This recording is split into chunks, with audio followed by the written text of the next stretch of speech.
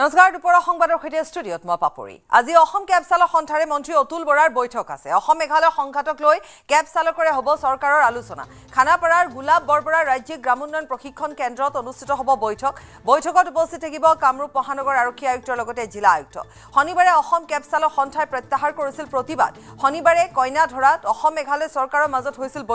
বৈঠকৰ পাছতে প্ৰতিবাদ স্থগিত ৰখাৰ সিদ্ধান্ত অসম কেব চালক সন্থাৰ আৰু তেতিয়াৰ পৰা যেহেতু তেওঁলোকে এই যি প্ৰতিবাদ সেই প্ৰতিবাদ তেওঁলোকে স্থগিত ৰাখিছে আৰু সেই প্ৰতিবাদ শান্তিপূৰ্ণ প্ৰতিবাদ আছিল আৰু যিমানখিনিলৈকে তেওঁলোকে যি কৰিছিল কোনো কাকো ক্ষতিগ্ৰস্ত কৰা নাছিলে শান্তিপূৰ্ণভাৱে প্ৰতিবাদ কৰিছিলে নিজৰ মাজত তেওঁলোকে বাহনৰ আগত শুই পৰিছিলে বা তেনেকুৱা ধৰণে প্ৰতিবাদ কৰিছিলে পাৰ্থসাৰথী মহন্ত সন্ধিয়াৰ ভাগত উপস্থিত হৈছিল অতুল বৰা উপস্থিত হৈছিল আৰু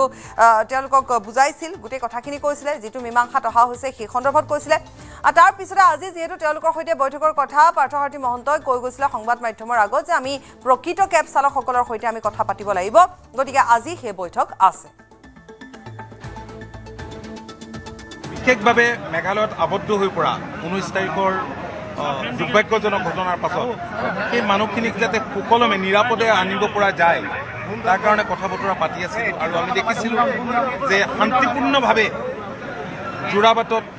অসম ৰাজ্যিক চালক সন্থা আৰু বিভিন্ন সংগঠনে ইয়াত প্ৰতিবাদ সাব্যস্ত কৰিলে মই তেওঁলোকক অভিনন্দন জনাইছোঁ এইকাৰণেই যে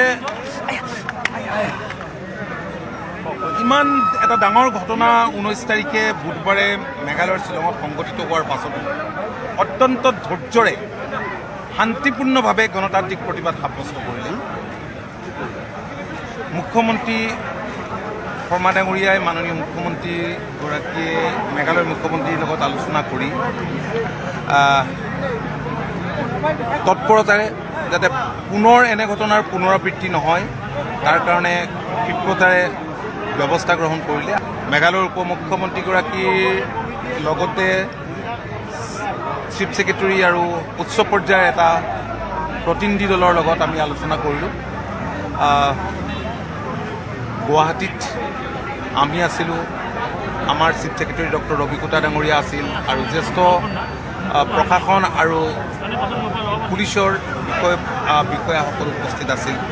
তাত আমি কেতবোৰ সিদ্ধান্ত গ্ৰহণ কৰিছোঁ মেঘালয় চৰকাৰে 19 তাৰিখে যি ঘটনা সংঘটিত হ'ল সেই ঘটনাত তেওঁলোকে দুখ প্ৰকাশ কৰিছে আৰু তেওঁলোকে কথা দিছে যে যিবিলাক কালপিত পোনপটীয়াভাৱে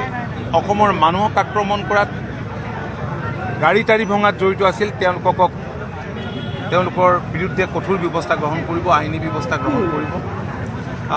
এই আশ্বাস আমাক দিছে আৰু ভৱিষ্যতে যাতে এনে ঘটনা সংঘটিত নহয় তাৰ বাবে বহুতখিনি সিদ্ধান্ত গ্ৰহণ কৰা হৈছে বহুতখিনি সিদ্ধান্ত গ্ৰহণ কৰা হৈছে যাতে ভৱিষ্যতলৈ তেওঁলোকৰ এই গোটেই যেহেতু তেওঁলোক যেতিয়া মেঘালয়লৈ ভাড়া মাৰিবলৈ যাব তেতিয়া যাতে তেওঁলোক সুৰক্ষিত হৈ থাকে কিন্তু কথা কেৱল অসমৰে নহয় কথা মেঘালয়ৰ কিমান সন্মতি থাকিব মেঘালয়ৰ কেব চালকসকলে আজি তাকেই দেখুৱাই দিলে যে তেওঁলোকে সন্মত নহয় গতিকে যাব যিহেতু মেঘালয়লৈ এখন অন্য ৰাজ্যলৈ যাব লাগে সেয়া চুবুৰীয়াই নহওক কিয় গতিকে যেতিয়া অন্য ৰাজ্যলৈ যাব তাত কিমান নিৰাপত্তা আছে তাত কিমান সুৰক্ষা আছে ইয়াত বাৰু আৰক্ষী প্ৰশাসন মন্ত্ৰী সকলোৱে গোটেইখিনি বুজাই বঢ়াই এওঁলোকক শান্ত কৰিছে এওঁলোক শান্তও হ'ল কিন্তু কথা হৈছে ইয়াত শান্ত হ'লে বা ইয়াত শান্তি হ'লে জানো হ'ব লাগিব তাতো গতিকে মীমাংসা তাতো হ'ব লাগিব তেওঁলোকৰ তাত যিসকল কেব চালক আছে মেঘালয়ৰ তেওঁলোকৰ যি কথা আছে বা অসমৰ কেব চালকসকলৰ যিখিনি চৰ্ত আছে গোটেইখিনি কথা দুই পক্ষৰ মাজত আচলতে বহি সমাধান উলিয়ালেহে চাগে ইয়াৰ সমাধান সূত্ৰ ওলাব যদি এইফালৰ কেব চালক বা সিফালৰ কেব চালকৰ মাজত যদি তেনেকুৱা ধৰণে যদি বহি এটা মীমাংসালৈ আহে বা এটা তেওঁলোকৰ চৰ্তসমূহ যদি বুজাই বঢ়াই লোৱা যায় গতিকে তাৰ মাজত কিছুমান কথা আহি পৰিব পাৰে কিন্তু এনেকৈ একপক্ষভাৱে এই আলোচনাত কিমান সফল হ'ব সেয়া কিন্তু লক্ষণীয় হ'ব আমি যিমান পাৰোঁ সিমান স্বাভাৱিক কৰিবলৈ চাইছিলোঁ আমাৰ ফালৰ পৰা কিন্তু এতিয়া যিটো দেখিছোঁ যোৱাকালি আৰু আজি ৰাতিপুৱা ভাগতো যিখিনি দেখা পাইছোঁ মেঘালয়ৰ যিমানকেইটা টেক্সি ইউনিয়ন আছে তেওঁলোকে কথাটো মানে উঠাই লোৱা নাই আমি যিধৰণে উঠাই ল'লোঁ আমি অৱৰোধটো তেওঁলোকে উঠাই লোৱা নাই চ' ইয়াৰ পৰা এইটোৱে বুজিছোঁ যে তেতিয়াহ'লে মেঘালয়ে তাৰমানে বিচৰা নাই শান্তিটো বা মেঘালয়ে বিচৰা নাই